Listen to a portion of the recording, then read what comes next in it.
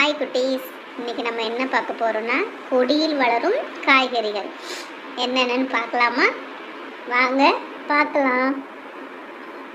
first பார்க்க போகிறது புடலங்காய், அடுத்தது சுரக்காய், அடுத்தது பூசணிக்காய், இது பரங்கிக்காய்,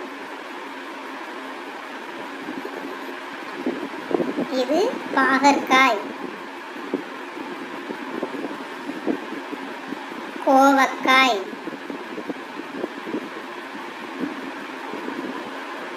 அடுத்தது இது பீர்க்கங்காய்,